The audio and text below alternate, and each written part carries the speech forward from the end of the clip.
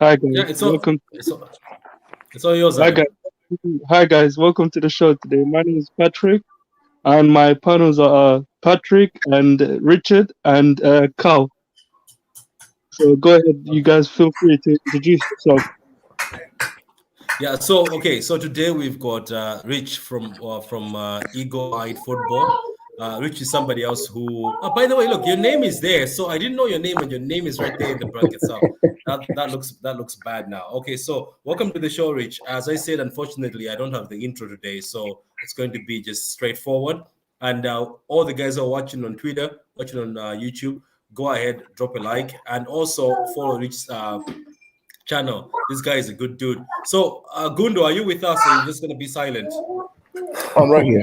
Yeah, I'm here. Yeah. Are you not busy watching the Dortmund game because you're watching Haaland? Well, that one's over. Just multitasking. So, yeah. Okay, cool. So, Adam, um, since you've introduced us, Adam. So, Adam, what would you like to say for the show? Let's start with who you guys think will be the threat for both teams, basically for City and Crystal Palace. Who do you guys think will be the Yeah. threat to So, both teams? yeah. So, no, obviously, Rich, since you're the guest, we're gonna start with you. So, yourself as a Crystal Palace Hey, Adam, fan, go. Hey, who do Adam, go on you? mute. Hey, man, Adam, you go on mute. There's too much background noise in the background. Oh, no. That's Rich. That's Rich. That's fine. That's Rich. Oh, it's Anyway, Rich. Okay. Rich, since you're a host, who do you think is going to be a threat on the Manchester City side? Oh, Adam, you have to go on mute. That's you, Adam. Uh-huh. Richard, you go ahead. For me, I feel like it will probably be the young kid, the one. Richard will probably correct me, and Zaha will be also a threat. Oh, so that's who yourself, Adam. You in the Crystal Palace team. You're scared of And Zaha. Is that who you're scared of? also the young kid, I'm not sure what his name is, but Richard, Michael Lise, yeah, he's also a threat as well. very much Okay, so. cool. Very much so. So, what about you, Rich? Who are you scared of in the Man City team? The whole team. The whole team, Man City, the whole team. In all honesty, right now you can't look beyond KDB, Mm. Bernardo Silva, and Mahrez has been phenomenal this season. Yeah, he's been great actually. He's been great. been In all really fairness, good. he's been great. Yeah. I think he's always been good for City, but he hasn't really got the numbers to match that. Now he's got the numbers as well. Mm-hmm. Problem, and I think he'll be a very good test for Tariq Mitchell at left back, who's had a very, very good season. But this is the sort of test he needs to face. Mitchell has been good, and I'm pretty sure a lot of people are looking at him. Are you scared of that? That a lot of people might be looking at Mitchell. Look, the reason why I'm not scared is because we cannot refuse big money right now. We've not got like owners who have got like billions and billions of pounds or dollars or whatever. We're gonna So have what is big money for somebody to take Mitchell away from you guys? We're looking at no less than 60 mil at the moment, considering his age. Come on, 60. Jesus Christ. No, Mitchell. When you look at the current market, Patrick, Uh-huh. when you look at the current market, if Harry Maguire can go for 80, yeah, Can we Rich, chill. Let's not put Harry Maguire as the measuring I'll tell stick you. here. I mean, I'll tell you something, right? This is kind of why I love our club, because we don't do stuff like that where we go after left back for 60 million. That's not worth it. We won't do the deal. We won't. In their minds, they have a valuation for him. They'll probably say he's 40, 45. And they'll offer that. If they say no, they'll move on or use what they have. They have Zinchenko, they have Cancelo. So I mean, the whole Harry Maguire situation, Rich, I agree. I think it's United not knowing how to manage a football team, frankly. I mean, Maguire was never worth 80 million, which is why we didn't get him, by the way. Because Leicester wanted 80, we said, hell no. We said, we'll give you 55. And they said no. And so we moved on. So, yeah, it doesn't, I mean, it's, the market, it is what it is, but certain clubs won't bite on a, terrible deal, Having said that, for me, the player I love the most at Palace, there's only one player I love at Palace. Only one player. Michael Olise. That's it. He's the one I could spend 80 million on. All the rest, they're okay, they're good.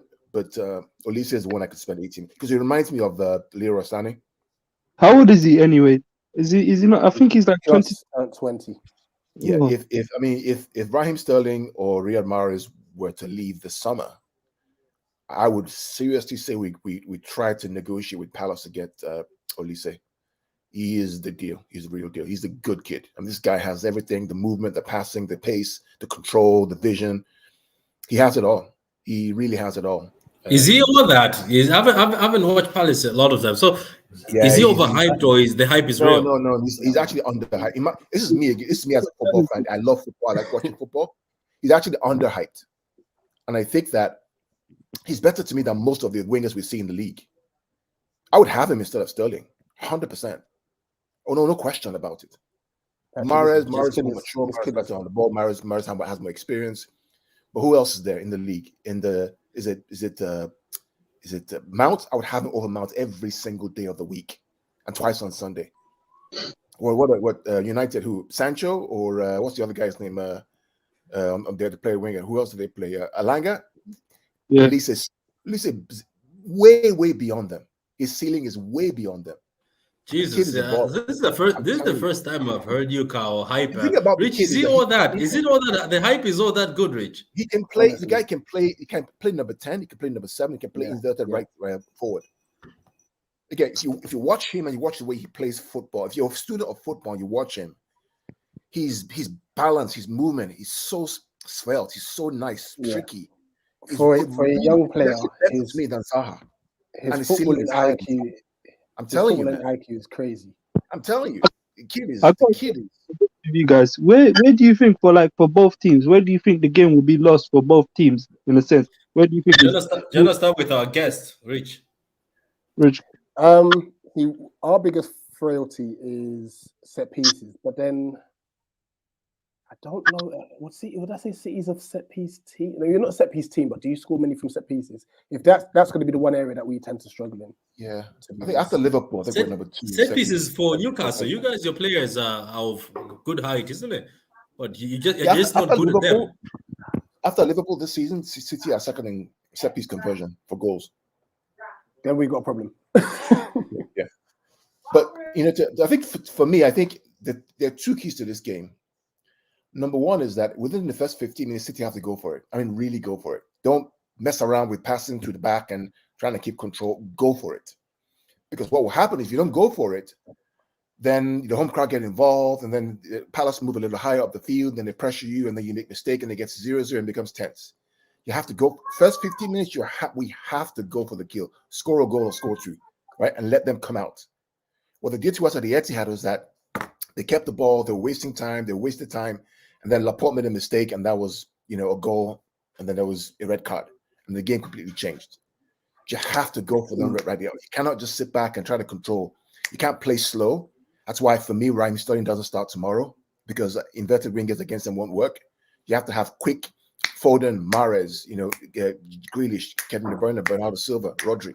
That kind of system and combination that moves the ball quickly. You can't have Gundogan there, right? Because he's not quick enough, in my opinion. You have to have very, very quick Stones and Laporte. Move the ball quickly. Don't dilly around with the ball. If you do that, you have a chance. If you don't do that, you play Sterling on the left, Mahrez on the right. You play Foden as a false 9. We're in trouble. Okay, cool. So, what about you, Rich? What do you think? You're about to say something. Yeah, I was just going to say. I mean, the victory we had in the Etihad, I felt obviously the sending off did play a part, but I feel we played well in the sense that we set traps. We kind of isolated Laporte because he's very one-footed, and if you see the pressing angles that Gallagher used, it was to force him on his right foot all the time, and that's where we were getting our joy. So that's the only way I think we will get joy in this game. I want to talk. Rich made an exceptional point here. Rich, big up, man. Is you see why Laporte was false on his left, on his right, and made a mistake? Guess who was next to him? Diaz. And we know that Diaz's build-up is poor compared to Stones, which is why in this game, left centre-back left, right centre-back right, you have that balance. So Diaz is not losing the ball when he's trying to make the build-up against a low block. So what Rich talked about is 100% correct. Right, the forcing to his right because he's not as strong on his right, and then Diaz is not good at building up the play. Unlike Stones. That's a good point, Rich. Yeah, so I mean, I think, and you've just made a very good point. Stones is a lot better on the ball, so I don't think Pep will make the same mistake twice in trying to overplay at the back. I think he's going to really want to bypass that and get it to the front, your front players real quick, because the form that like Foden, Mahrez, De Bruyne are in right now, what you did to Manchester United, crazy, absolutely. You think about that United game, right? I think about the first half it's kind of similar to what Palace did to us, right? In the first leg, right? Create a high block and a medium high press, right? Press with 3 or 4, which is what United did, right?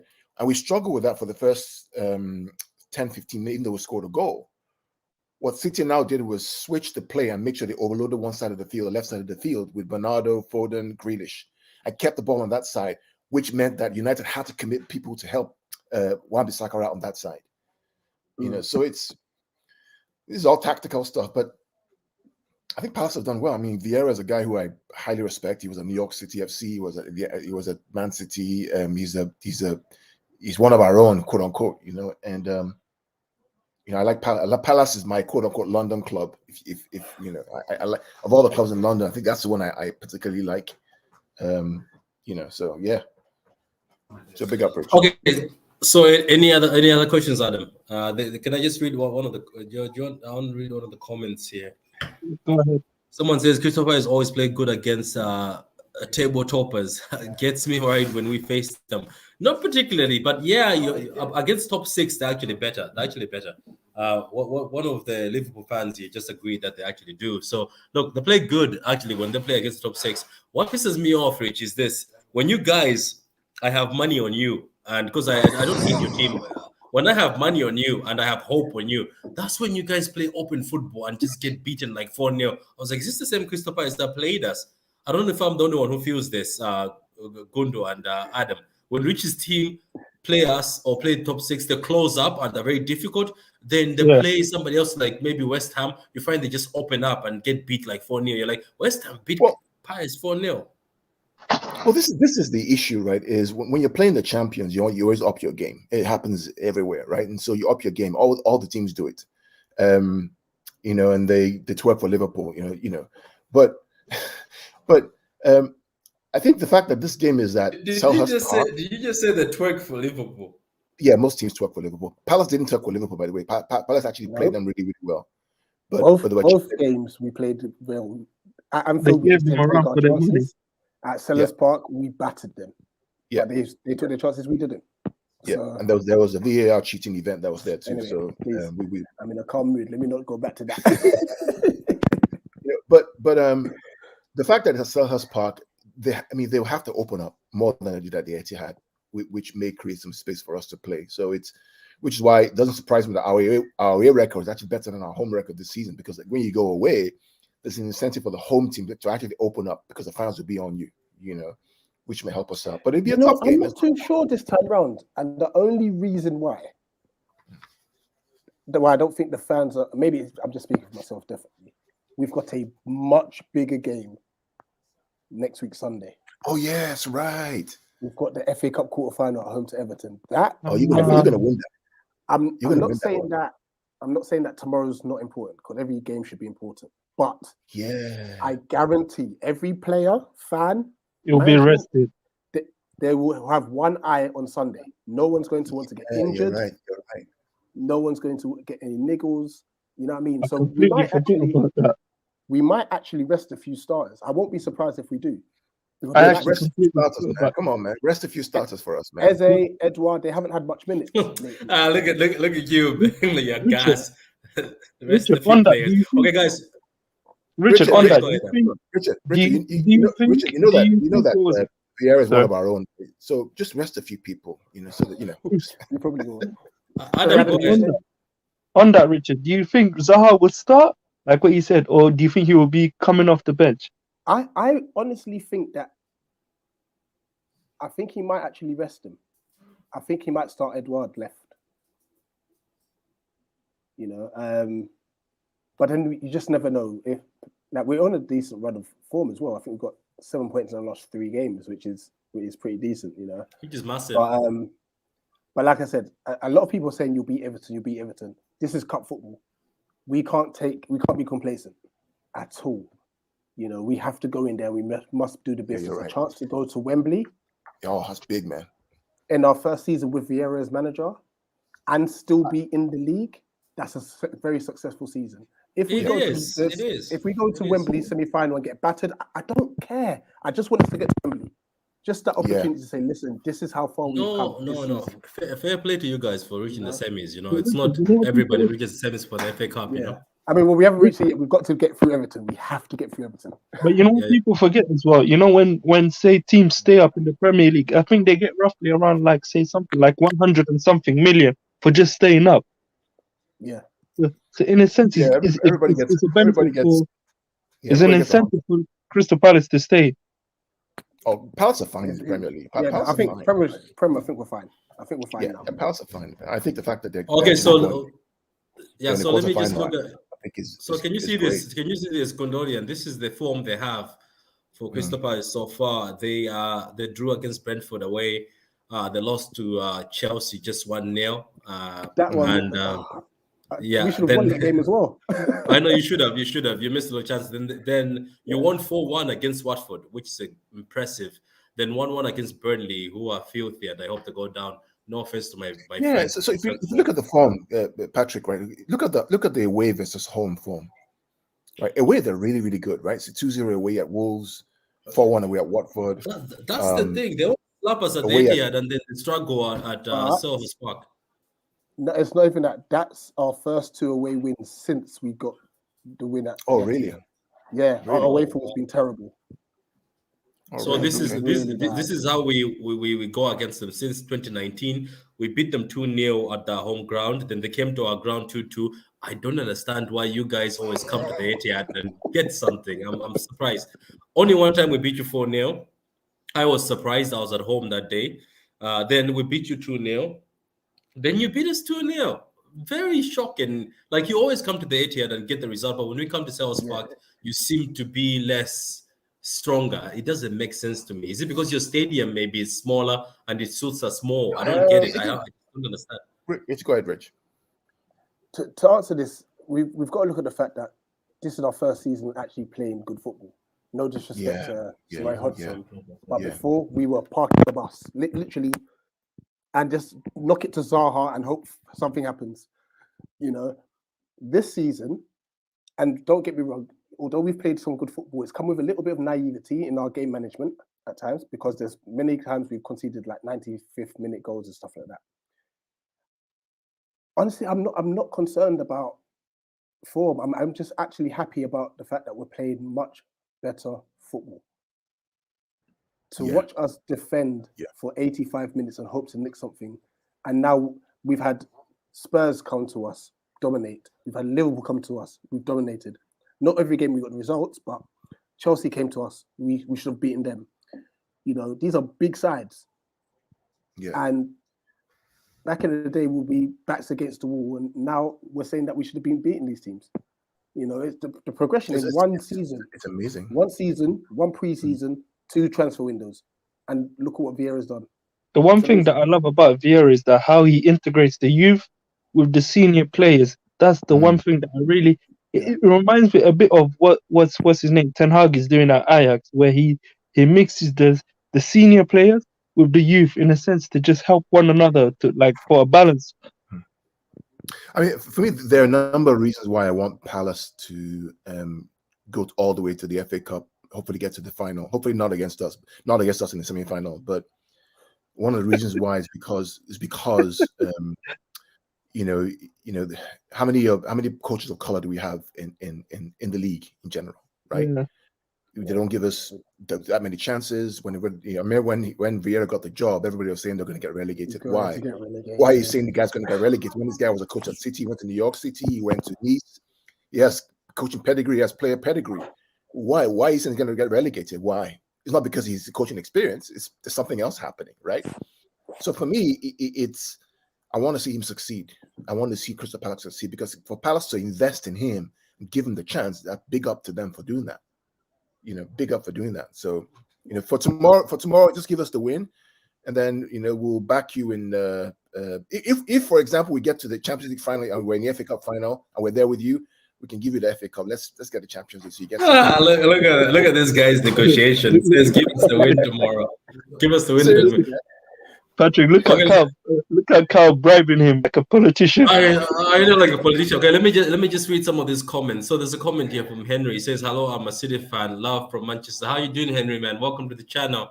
And as always, YSK is always here. YSK, this is the reason why I'm doing a stream at 7 because you said if we do it late, you're not always there. So thank you for coming on, YSK. And here's this. Pass attack is good. They would be tricky. Yeah, they're very good at attacking. I think they're very tricky. Here's the big up guys from Brush. I think this is one of your guys, Ego. Yeah, Brush. Because Brush is a stranger to our stream. Okay, so Ego, I'm going to do the same thing you did to me when I was on your channel. But in this time, I'm giving you the keys. Then you're going to do it with Carl and Adam as always. So you're going to do a combined 11, Carl, Adam, and Rich. So what's going to happen is, since Rich, you are the guest, you are going to do majority of it, and then Carl and Adam will join in. So you're going to do a combined 11 of Crystal Palace and City.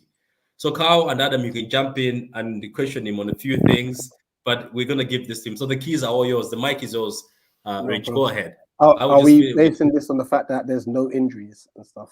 Or are we going by? Wait, before we go on, is there anybody injured in your team? Because we've got Palmer back, Stephen back, and we've got Nathan Ake back, which is very good for ourselves. And Cancelo is back; he was sick. So, is there anybody injured at Crystal Palace that you want us to? There was no notable injuries that I'm aware of. Wow. Joe Ward was the only one, but I think he should be back now.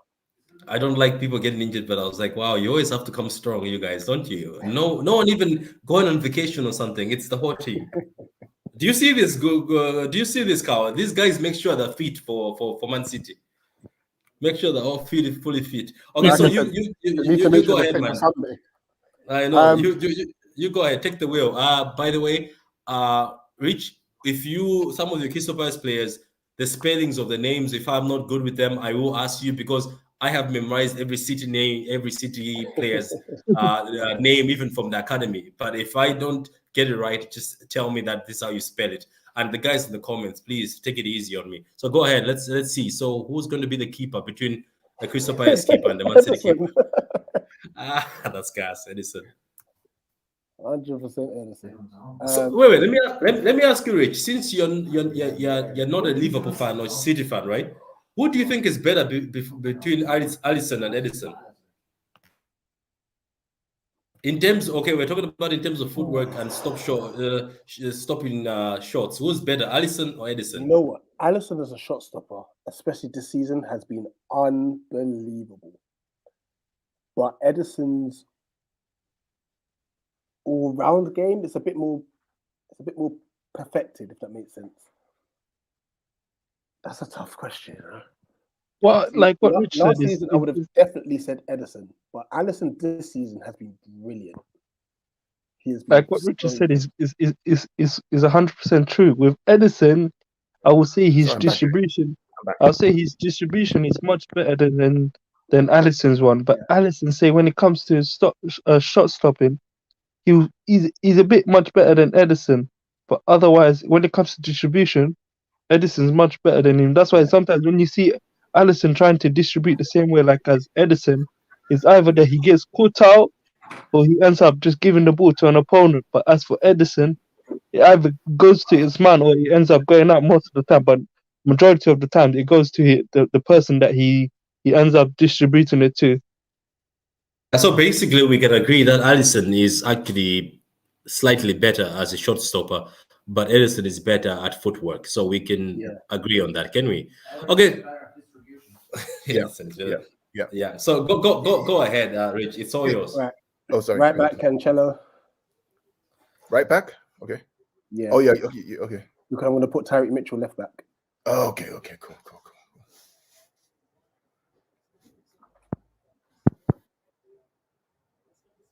Now, centre back's tough because I actually want to get this player in.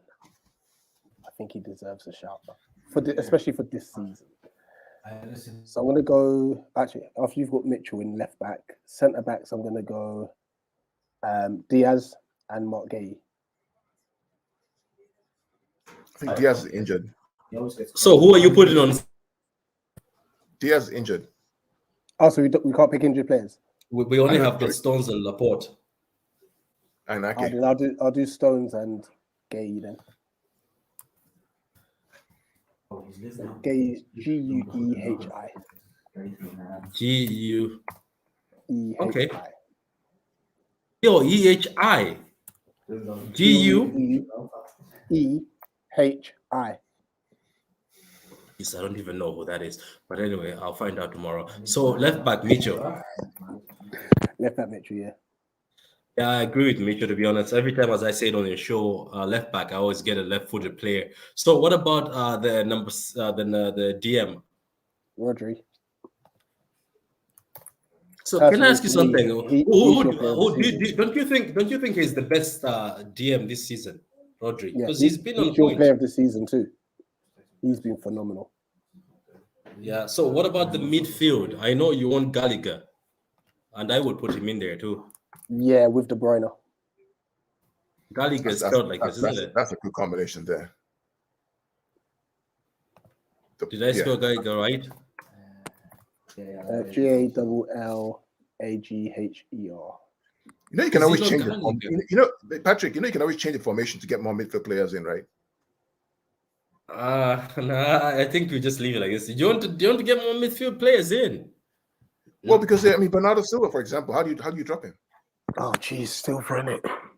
Now, like, you know, when you're doing this starting 11s, you have to be accommodating. Do you know what they did to? By the way, Carl, do you know what they did to me on Rich's channel? They let us only put 3 Crystal Palace players, and they gave us a whole range of the whole team. So we had only 3. Until one of his friends managed to sneak in 5. Remember? I did that because you know what? I had to make it a challenge because I knew the majority would be Man City. So I said you must put 3 Palace players in. So it made it a bit more interesting.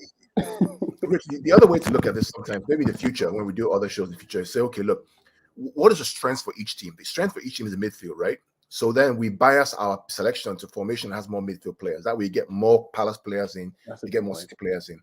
And that way you have that, because that's our strength. Both teams have that strength, right? Yours is more, you know, not defensive, counter pressing. Ours is more possession and penetration, you know. So you have more of those kinds of players in the middle of the park. Maybe even change the back to a back 3, just, you know, but just that's for the future right now. Yeah, that's not a bad shot because I'm looking at the front line and I'm like, right, there's Elise, Foden, Mahrez. Who was Silva could play as a false line. Who else am I missing? Zaha's had a very decent season. Exactly. There's so many players in the front line. Yeah. It's tough. All right. So cool. So who do you want as the front at the front? All right, let's go. I don't know. I can't believe I'm actually going to leave Bernardo Silva out, which is mad. What about Foden? I was going to put him on the left. Okay. So Gundo, is this what you want? Yeah, let's do a 4-4-2 diamond. You know what? Let's be even braver here. You know, because I want another attacker in there. Let's have 3 defenders. Okay, cool. So who are we taking off then? Stones. We've got too many players. Okay, cool. So what are we going like this? You can do a 3. You can do a. So you can do a. You know, Patrick. I always talk about how City build up in the 3-box-3. When I talk about 3-box-3, so you have a back 3, you have 2 6s, 2 8s, and front 3. So you always have that box in the middle. Exactly. So so move a good gate to the middle right there. Right? So this is how City build up. So even though we play a 4-3-3, we actually build up in the 3-box-3. So if you go to the academy games, I quite like this. Yeah, if you go to the academy games at City, you hear them always talk about 3-box-3, 3-box-3, 3-box-3. This is what they're talking about. We're never really 4-3-3. We're always 3-box-3, 2-3-5. Right? Attack with 5, you have a 3 and have a 2 because the wing backs always invert. So this is kind of what the average positions of the team is normally like this. right? Someone's always inverting, either Walker or Cancelo inverts into the middle of the park with Rodri on Bernardo Silva. So And who do you want to? Oh, yeah, you're right. Good, you're right, Carl. So who do you want in midfield now? Let's have Bernardo Silva in there now. Yeah.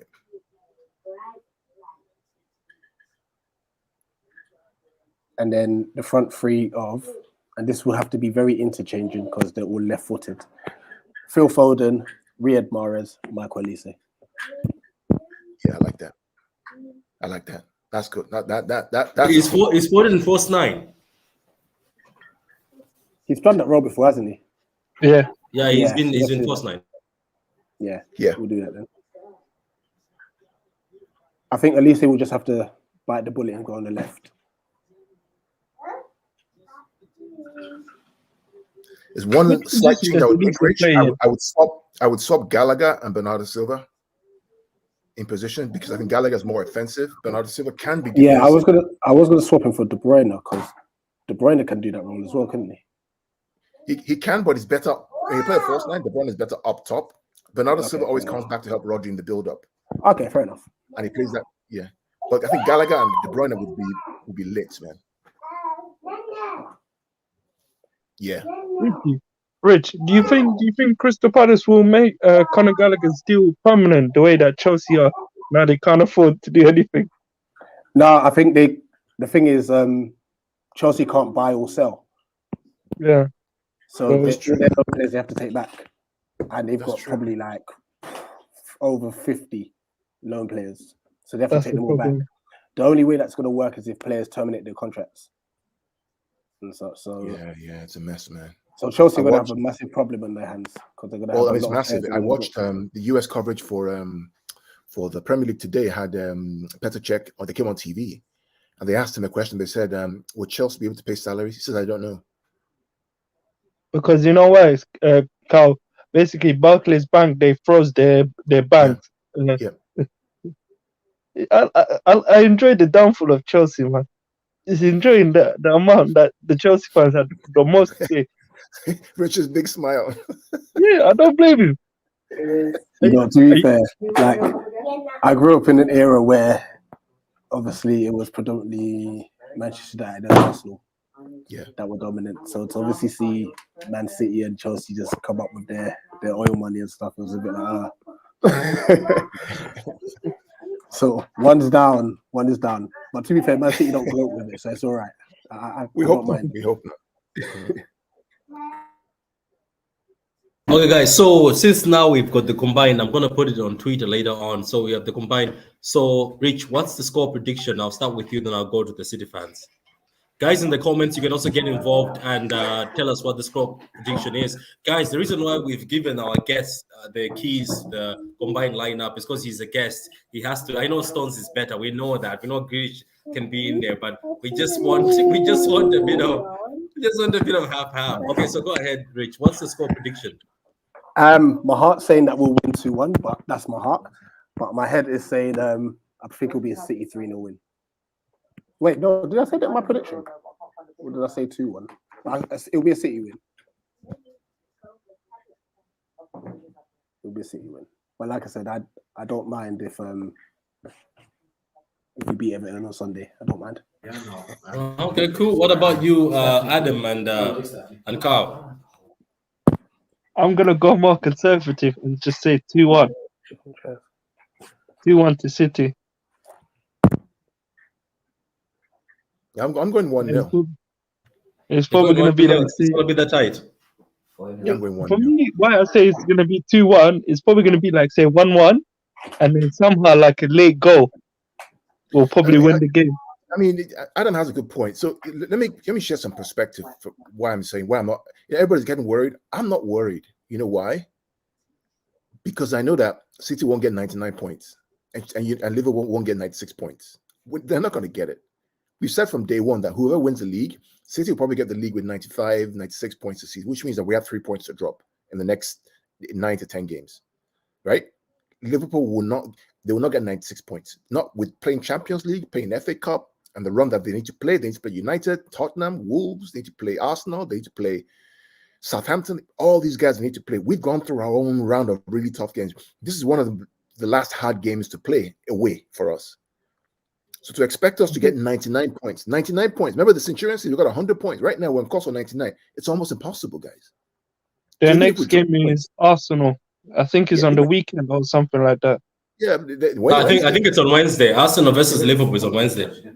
So even if we drop points tomorrow, let's say it's a draw 1-1. Okay, the max we can now get is 97 points. Liverpool's max is 96 points. I would play them at the Etihad. So I'm chilled. To be honest with you, even if we get a draw tomorrow, a draw is still not a bad in a sense. A draw will still be good for us in a sense. I mean, rival fans will say, "Oh, wow, you dropped points." But my point is that look, if you think we're going to get 99 points this season, and when we lost to Tottenham, right? Everybody was annoyed. What did I say, Patrick? We're not going to get 102 points. You think we're going to be better than the Centurion season? We're not getting 102 points. So points will be dropped. We're going to probably get 95, 96 points, which means we're going to drop 7 points. Even Guardiola said it. So relax. Liverpool are literally creaking at the seams right now. The game they played against they literally barely got through. The game they played against West Ham, how many chances did West Ham have? Inter Milan, you saw what they did to them. They still have to play United, City. They have to play Southampton. They have to play what's the name? Wolves, right? They have to play Villa away. There's some really difficult games. They have to play Tottenham as well. Some difficult games to come. So just light a cigar and just chill out and let's just roll. And cool. Okay. Yeah, cool. So anyway, so the guys, OSK says 2-1 City-led winner, and then Henry says 3-0 Pep redemption. So guys, that's everything, guys. For the guys who missed this preview, we had Rich all the way from Eagle-Eyed. Is it football? Eagle-Eyed Football, right? And he's a good dude. Just go follow him there. Anyway, let me just let you. So where can they find you, Rich? Yeah, you can find me on Eagle-Eyed Football, predominantly Crystal Palace content. We do actually have a Sunday night show, 9 p.m. I'll be going live, where any fan of any club can call in and stuff. We have a chat, just talk about football and do great. So, are you going to talk about Haaland, Rich? Well, we can bring it up as a topic. We normally talk about like the weekend results and stuff, but we talk about anything. We talk about anything. Okay. It's just Sunday night for chill out vibes and stuff. So check us out. We'll be there at 9 p.m. Yeah. Okay, guys. So that's Rich's channel. As always, Carl's channel is Pitch Points. Follow him there. And as always, I'm True City fan. Also follow me there. Thank you to Henry, YSK, Charlie, everybody who was live. Everybody who was live on Twitter. Thank you very much. And again, Rich, it's an honor to have you here. Hopefully, I hope me, Carl, will feature on your channel. If you have these Sunday sessions where you talk about everything, please invite me, Carl, and Adam. Me, Carl, and Adam are always free. For free, we'll jump on and do content with you, man. It's always every Sunday. I'll send it to you right after this, and you can send it to the guys. Yeah. Okay, grand. Okay. So, guys, this is all. This is for this week. I hope we win. I hope we're gonna do very well. Thank you very much, guys. So, bye. Come on.